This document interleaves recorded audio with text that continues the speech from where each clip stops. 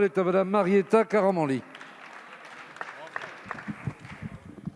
Merci Monsieur le Président. Ma question s'adresse à Monsieur le ministre des Solidarités et de la Santé. Elle concerne la situation particulièrement des personnels des établissements médico-sociaux, publics et privés. Ceux-ci ont été des oubliés, Monsieur le ministre du Ségur de la Santé.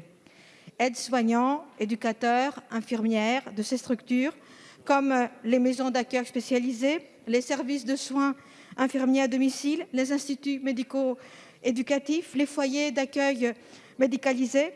Bref, ces personnels n'ont pas bénéficié de la revalorisation des salaires obtenus dans le secteur hospitalier. Pourtant, ils participent bien à la prise en charge des patients pendant les périodes de confinement. Ils ne comptent pas leurs heures et soignent des personnes fragiles. Cette situation, vous comprenez, elle est injuste. Elle est de nature à affaiblir l'attractivité des services hospitaliers indispensables.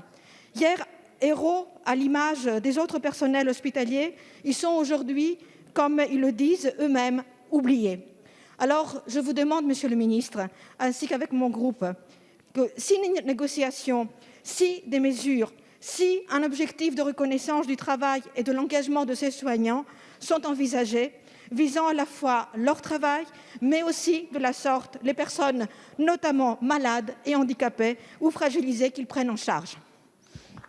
Merci, chers collègues. La parole est à Monsieur Olivier Véran, ministre des Solidarités et de la Santé.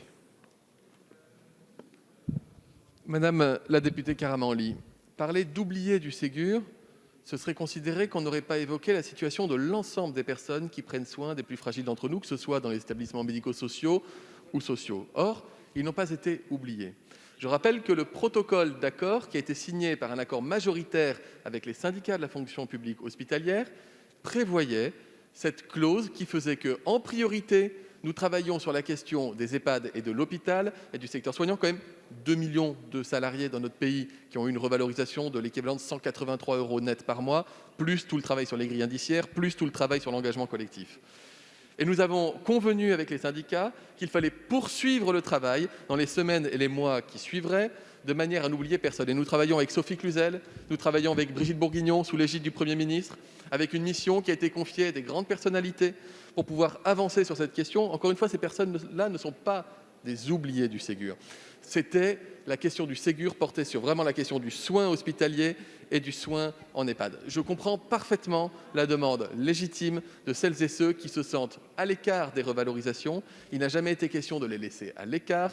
Il a été question de sectoriser le travail de manière à prioriser l'activité de soins en propre dans la période très particulière que la France a connue. Madame la députée. Oui, merci Monsieur le Président. Alors, Monsieur le ministre, si vous reconnaissez la nécessité de répondre finalement à ces personnes, à ces personnels qui travaillent au quotidien, alors quand vous allez pouvoir venir ici nous présenter vos futures mesures avec Monsieur le ministre, Premier ministre, parce que c'est très attendu aujourd'hui, partout en France, partout dans tous les départements, ils manifestent, ils attendent un geste essentiel et une reconnaissance juste comme les autres personnels qui travaillent dans les EHPAD ou dans le secteur hospitalier. Merci, Monsieur le ministre. Vous savez, Madame la députée, 5 semaines auront été nécessaires pour aboutir sur la plus grosse revalorisation salariale de l'histoire de notre pays. Vous avez eu l'occasion de le voter dans le cadre du budget de la sécurité sociale, le PLFSS, qui était en lecture définitive hier. Eh oui, vous avez eu l'occasion de le voter. Sur la question plus globale du secteur social et médico-social, oui, nous prenons un petit peu plus de temps, mais ça ne veut pas dire encore une fois que nous oublions. Michel Laforcade, vous le connaissez, ancien directeur général de l'ARS de Nouvelle-Aquitaine, grand serviteur de l'État, travaille, il a déjà publié des rapports sur le sujet, il a toujours été extrêmement efficace et productif. Je reviendrai devant vous, nous reviendrons avec Sophie Cluzel, Brigitte Bourguignon devant vous, je l'espère rapidement pour avoir des bonnes nouvelles. Merci, Monsieur le ministre. La parole est à